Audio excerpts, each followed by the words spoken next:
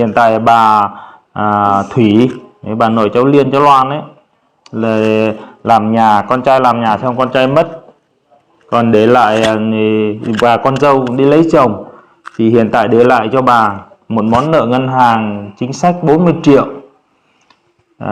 và 3 cháu nhỏ, 3 cháu đang tuổi ăn tuổi học. Có một mình bà đi làm thuê, ngày làm thuê được nhiều thì 80.000, ngày thuê bình thường thì được 50.000, hoặc đi muộn hơn được 40.000. Vậy thì cả nhà 5 miệng ăn thì trông chờ vào bà Thủy đi làm thuê đấy quý vị.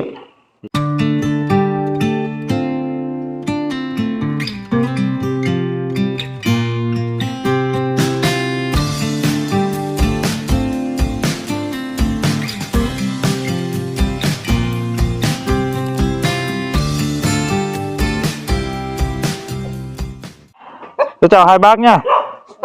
Còn hai bác ơi, cháu xin hỏi với.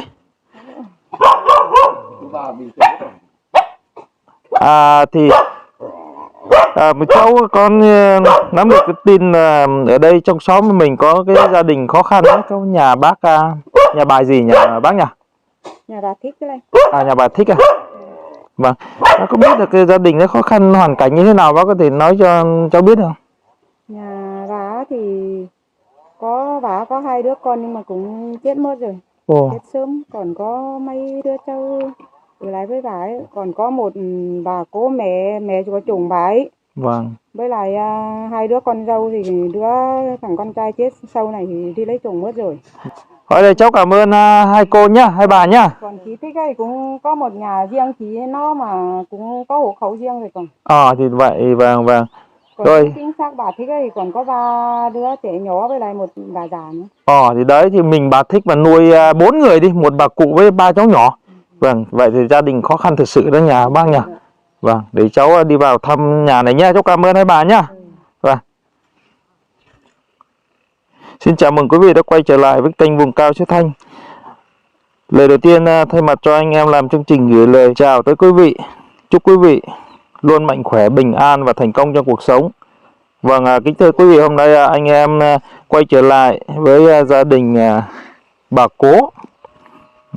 Mà video trước quý vị đã xem ấy, đó là gia đình cháu Vi Thị Liên, Vi Thị Loan.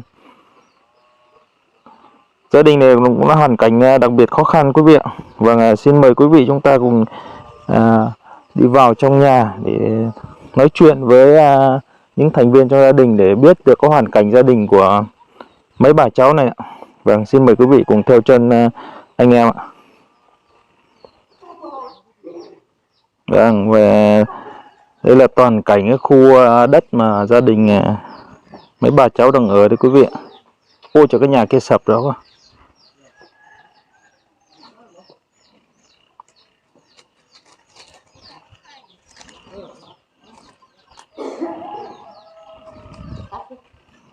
Vâng, đây là nhà của mấy bà cháu mà chúng tôi sẽ giới thiệu quý vị đây ạ. Vâng, cháu chào bà. Bà chào thầy ạ. Vâng. Em chào thầy ạ. Rồi. Bà Cố đâu rồi bà? Bà Cố đây con. Rất chào bà. Bà Cố là thầy chào đây. Diễn đúng cả vậy hả? Đây, cháu chào bà nhá. Chào các thầy ạ. Chào thầy. Em chào hai thầy ạ. Chào các thầy các con đó. Vâng, đây là gia đình mà chúng tôi sẽ gửi tới quý vị đây.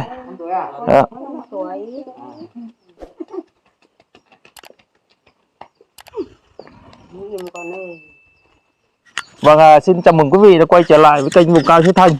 Thì hôm nay anh em chúng tôi đã vào giới thiệu cùng với quý vị đến thăm gia đình của mấy bà cháu. Vâng, mấy bà cháu đây, bà Cố hôm trước cái video hôm trước chúng tôi đã gửi tới quý vị đây. Đó, bà 89 tuổi đây là bà Cố của các cháu này. Vâng, thưa bà, vâng, bọn chúng cháu ấy thì đang thực hiện trên cái kênh YouTube Vùng Cao Xứ Thanh ấy. Vâng, hôm trước cháu cũng đã đến thăm nhà rồi nhưng mà lại không gặp bà, thì bà đi làm ấy, chỉ có gặp bà Cố thôi. Thì cháu cũng đang biết về cái hoàn cảnh gia đình của mình ấy. Vâng, gia đình ta thì hiện tại là có 5 người à bà? Gia đình nhà bà có 5 người cháu ạ. Dạ. Thì báo cáo bà là chúng cháu thì làm ở trong chương trình kết nối yêu thương và chia sẻ những cái mảnh đời khó khăn đến với mọi người. Và kính thưa quý vị, đây là gia đình bà cụ với lại bà tên là gì nhà bà nhỉ? Bà là Lương Thị Thúy. À, bà Thúy. Quý vị ạ, đây là bà Thúy và đây là học sinh đây, Vi Thị Liên, Vi Thị Loan. Với Liên năm nay học lớp mấy rồi? Em thưa thầy là em học lớp 7 ạ. À, vẫn Liên là học lớp 7, còn là Loan đây là đang học lớp 5 quý vị ạ. Còn đây là em à? Bé Đông, Vâng. 5 tuổi. À, bé học lớp mấy rồi? 5 tuổi. À, học lớp 5 tuổi, ngoan quá quý vị ạ. Đó, để ba chị em đây, là ba chị em ruột ở với bà nội và bà cố. Bởi vì là vâng, thưa bà thì cháu cũng muốn hỏi bà một chút về cái hoàn cảnh gia đình của mình á.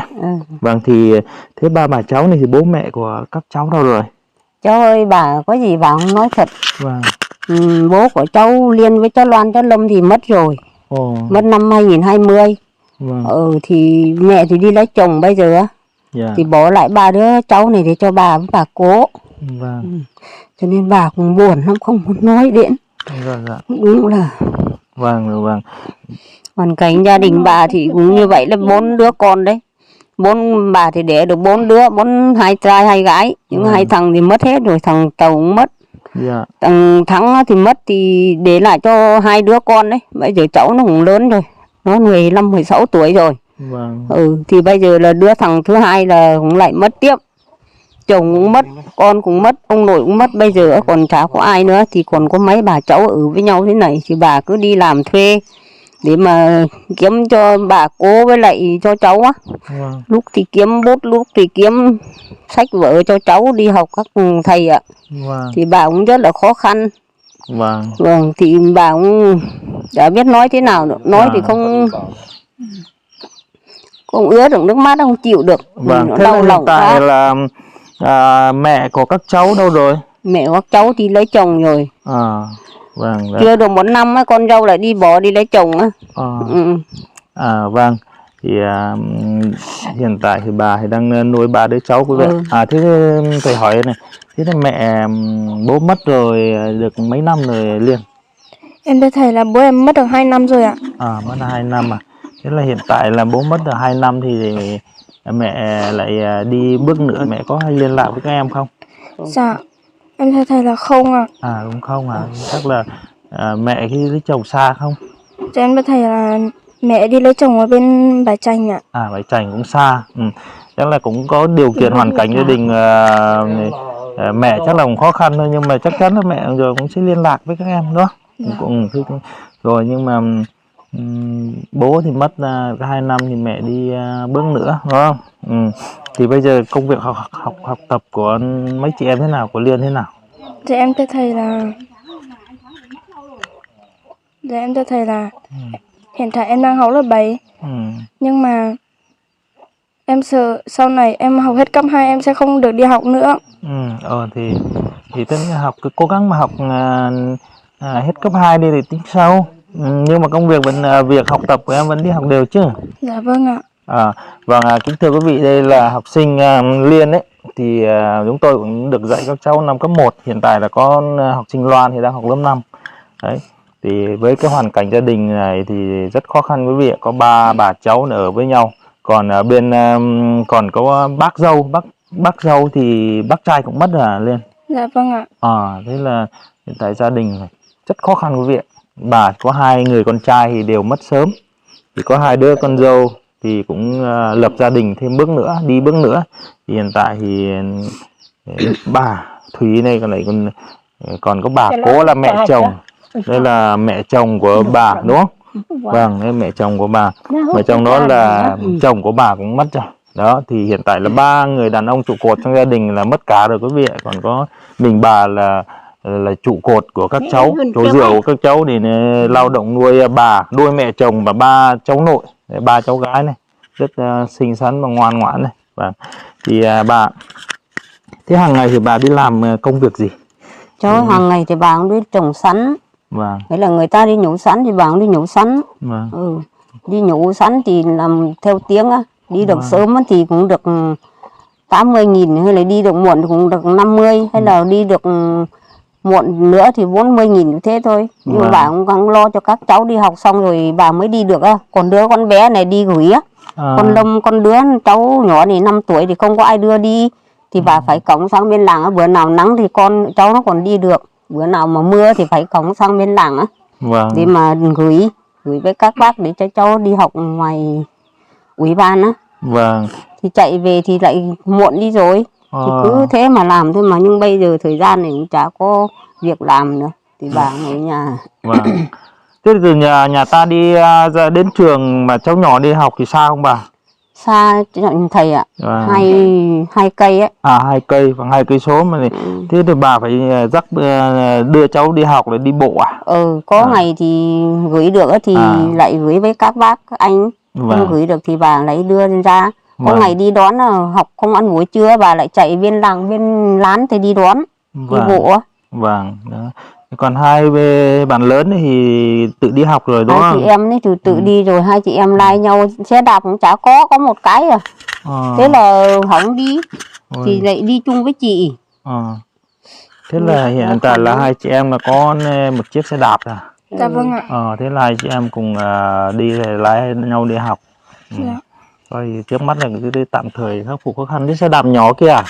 Hay là xe nào? Cái đó hỏng rồi. Cái kia là hỏng rồi. Đó, khó khăn lắm quý vị. Xe đạp cũng chả lấy về đến nhà được, gửi răng bên làng á. Đúng rồi. Vâng, cái đường này thì đi thì rất khó rồi. Vâng, đó quý vị này xem cái con đường mà gia đình đi qua để hàng ngày đi lại đây, khó khăn lắm. Đó. Đường rất khó. Đấy, cái đường mà các cháu đi học này không đi được cả xe đạp, chỉ đi bộ thôi, 2 cây số mà bà phải đưa dẫn cháu nhỏ đi học á. Có hôm trời nắng thì mang sang nhà bên để gửi nhờ cho người ta lai cháu đi học. Đấy, để bà nội của các cháu để tranh thủ về để đi làm thuê. Phải là nói là bà thì rất chi là vất vả, nuôi 3 cháu nhỏ, 2 cháu lớn đi học, 3 cháu đi học mà 2 cháu lớn thì đang học cấp 2 và cấp 1. Vâng. Đây bà ơi. Đó thì bây giờ bà đi vào trong nhà để chúng cháu xem nào, trong gia đình mình có những cái gì xem nào. Đó. Vâng. Đây. Thế nhà ta đi làm lâu chưa bà, xong lâu chưa? Mới làm có 1 năm đấy cháu ạ. Dạ. Mới làm 1 năm. Mới làm có 1 năm thôi, nhưng mà con nó chưa kịp, đúng là mới được ở 1-2 tháng lại đi viện suốt. Thế là chết ở mái Thanh Hóa luôn đấy, con trai á. Dựng đến cái khung nhà thì là tội quá đấy. Bây giờ nợ nần bà đang còn gánh vác hết à. Chưa trả hết nợ. Bà bà vay vốn về làm á, 40 triệu, bây giờ bà vẫn đóng lãi. Vẫn đóng lãi ngân hàng để mà trả cái tiền làm nhà đấy. Trâu bò không có, hay ốm hay đau lắm ấy. Thế là chả có chi bà vay được, với lại mượn với cô gì chú bác người ta cho mượn ấy, bà cũng chưa trả được hết. Cứ mỗi năm là bà làm sẵn thì phải trả dần đấy thôi. Không có tiền cục mà giá đấy. Vâng. Cho nên bà cũng khổ lắm. Tức là bố của các cháu này là làm xong nhà thì bố của cháu mất. Vâng, hiện tại là để nợ nần thì bây giờ lại cho bà đấy. Vâng, bây giờ dồn lại cả cho bà về nuôi các cháu, mà bây giờ lại gánh thêm một món nợ nữa là 40 triệu hả bà? 40 triệu ngân hàng ấy. 40 triệu ngân hàng chính sách hay là ngân hàng nào? Ngân hàng chính sách. Ngân hàng chính sách đó, để vay về làm nhà. Hội phụ nữ làm á. Để vay về làm cái nhà này. Làm cái nhà này đấy.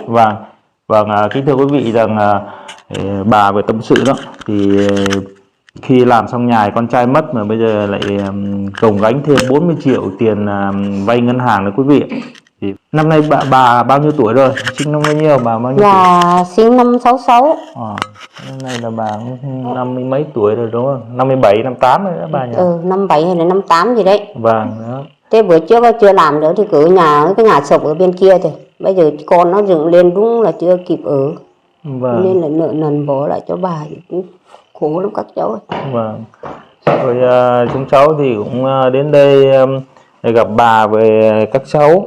Đấy, động viên bà với lại bà cố làm sao là bà cũng giữ gìn sức khỏe này để làm sao để có chỗ dựa cho các cháu để các cháu để tiếp tục đi học. Đấy.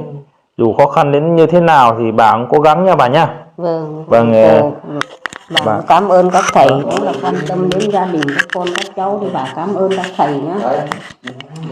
Thì bà như nhà thì làm xây như thế này là cũng tương đối rồi, cũng kiên cố rồi. Đấy. Thì mưa thì nó không ướt này, nắng thì cũng không bị làm sao cả rồi, thì cũng có chỗ nằm ngủ nghỉ rồi là được rồi.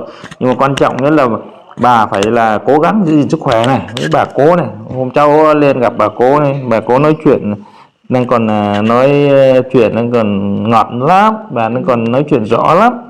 89 tuổi rồi bà nhà. Bà 89 tuổi rồi nhà. Bà là bà bao nhiêu tuổi rồi? 89 tuổi. Nói đi. Bà bao nhiêu tuổi? 81 rồi. 81 hôm trước là bà bảo 89 bà không nhớ cái gì. Nhớ gì nữa, Vâng, bà cũng đủ lấm cấm rồi. Thì bữa ăn thì bà nói bây giờ người ta ngủ thì còn bảo được dậy thức ăn. Bây giờ mới ăn cơm mà nói thế. Thì đó. Rồi, lấm cấm lắm rồi. Thì mù nữa. Thấy mở mắt nhưng mà bà thấy mờ lắm. Vâng. Đó.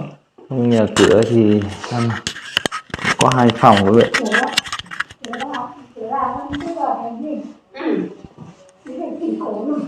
Tối nhỉ. Nói chung là nhà cửa thì nhà xây thì cũng tương đối là kiên cố rồi. Cái này là bà cũng đỡ khổ đi. Không nghèo thì thế nào có ai lo Vâng. bà đâu. Không, gọi nhà nó an toàn thôi bà. Thì bây giờ bà thì chắc chắn là bà là bà phải khó khăn nhất thì bởi vì một sức của bà đây phải nuôi cả, thành ra bà cố này là 4 cháu nhỏ. Vâng, đó. Một mình bà thì nhìn bà thì nhỏ nhắn như vậy, nhưng hy vọng là bà luôn giữ gìn được sức khỏe để làm sao để nuôi các cháu ăn học, rồi là các cháu lớn lên như Liên lớn lên thì sẽ giúp được bà. Thế Liên nào đó, bà hiện tại 3 chị em là chị lớn nhất rồi, đúng không? Thì hiện tại công việc học tập thì hàng ngày đi học cả ngày hay là đi học một buổi thôi? Em thưa thầy là hôm nào lớp em cũng trực ban, nếu mà có việc nào bận thì bọn em mới đi học chiều. Còn hôm nào không trực ban thì bọn em không học chiều ạ. Thì việc đi học rất là quan trọng lắm đấy nhá. Dạ. Mặc dù là nhà mình khó khăn như vậy nhưng mà cũng cố gắng để mà học nhé, để làm sao để còn dạy cho các em nữa, để lấy gương để các em học nhá. Dạ. Thế đó.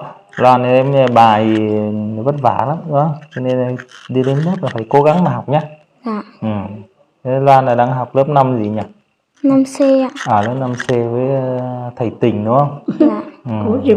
Dạ. Thì hiện tại thì cũng các thầy đến đấy, thì cũng thăm gia đình bạn. Thứ nhất là thăm gia đình, tìm hiểu về cái hoàn cảnh gia đình của mình. Vâng, kính thưa quý vị, hiện tại chúng tôi cũng đang trò chuyện với 5 bà cháu, bà cố, bà nội của cháu Liên, cháu Loan và cháu nhỏ thì tên là gì nhỉ? Bé tên là gì?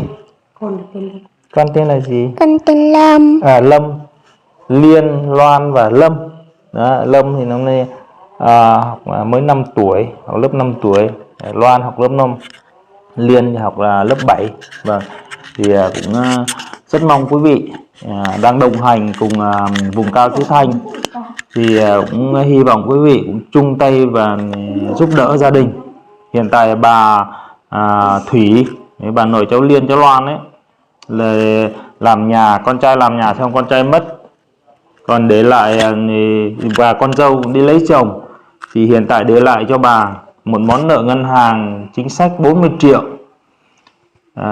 Và 3 cháu nhỏ, 3 cháu đang tuổi ăn tuổi học. Có một mình bà đi làm thuê, ngày làm thuê được nhiều thì 80.000, ngày thuê bình thường thì được 50.000, hoặc đi muộn hơn được 40.000. Vậy thì cả nhà 5 miệng ăn thì trông chờ vào bà Thủy đi làm thuê đấy quý vị. Thì cũng rất mong quý vị chung tay giúp đỡ gia đình thông qua kênh Vùng Cao Chiếu Thanh. Vâng, cũng rất hy vọng quý vị đồng hành chia sẻ video đến với mọi người để quý mạnh thường quân biết và giúp đỡ gia đình bà Thúy quý vị ạ.